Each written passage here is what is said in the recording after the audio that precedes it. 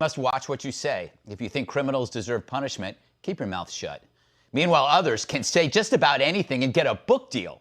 Publishers Weekly calls this new book, In Defense of Looting, a provocative, Marxist-informed defense of looting as an effective protest tactic. Author Vicky Osterwell says looting strikes at the heart of whiteness, of the police, and it's not actually hurting anybody. Yeah, tell that to the countless small businesses destroyed, many owned or frequented by blacks and Asians and others lacking the whiteness the author claims deserves punishment. The author has distance privilege. Unlike shopkeepers or the late Mr. Dorn, she has the luxury of a secure location, immune from what she applauds. This creep supports mayhem that harms blacks, as she hopes to get royalties. But if someone can be praised for advocating looting, what else can they do? If they're rich athletes, they can call out from work to support a man, the New York Post points out, violated a restraining order related to a sexual assault. But hey, you've got the moral high ground in a gated community, unlike the female victim.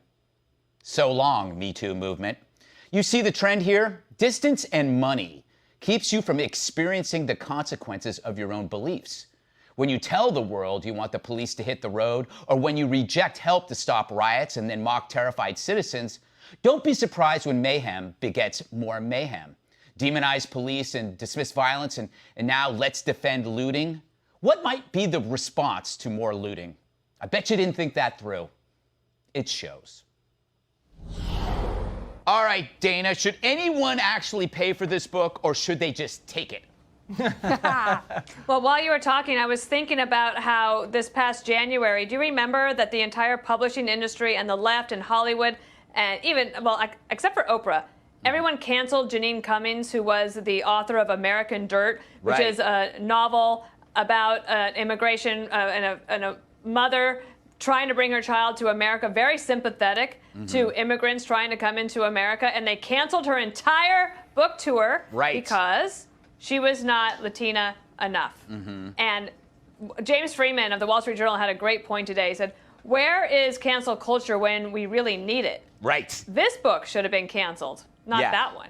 That's actually a great point, Kennedy, in the sense that you have the left that goes after cultural appropriation, i.e. cultural looting, but not real looting. No, it's such a gross rationalization. And we are in the cultural reign of terror. Make no mistake about it. And we need to respect the individual and property rights in order to have a functioning civil society. A dysfunctioning civil society turns into Somalia. I do not want to live in Somalia, and I don't believe that woman wants anyone to come into her house and take her little trinkets and smell goods. I think she would probably be the first person to call the police. And taking a pair of shoes may feel great in the moment, believe me.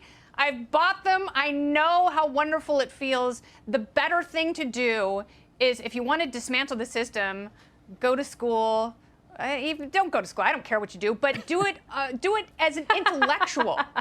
Do it on your own terms. Achieve something, make money, and then you can change the system, and everyone should be encouraged to do just that. All right, Juan, I'm going to give you the opportunity to condemn looting without adding a but after you condemn looting. Can you do it? I could start with it, but here's the thing. I actually agree. Go ahead. I said I agree. I don't know. You guys don't listen to me.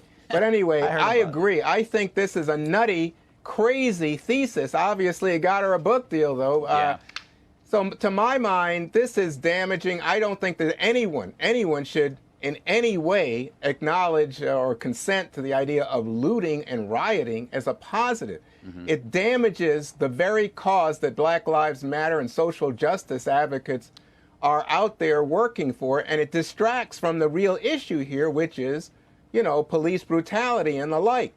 And by the way, I just want to pick up on something. You know, the communities, the neighborhoods that are most damaged by this tend to be poor neighborhoods with Black and Latino people.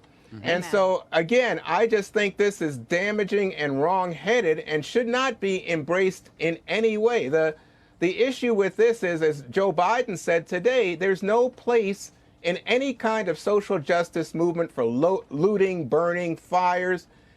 He says those people should be put in jail. They're criminals. Nobody on the left is embracing this. Except they post their bail after they're put in jail. Kamala and Joe were behind that. On. They did.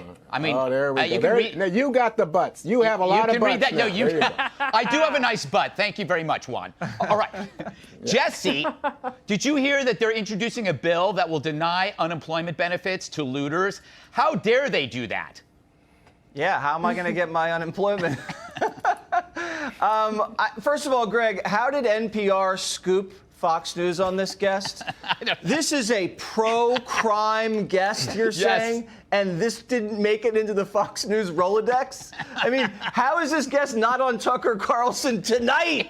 I mean, this is TV gold. That's true. I mean, I don't know. I'll leave it at that. I have a lot more to say, but we got to pay the bills. Okay. Thank you, Jesse.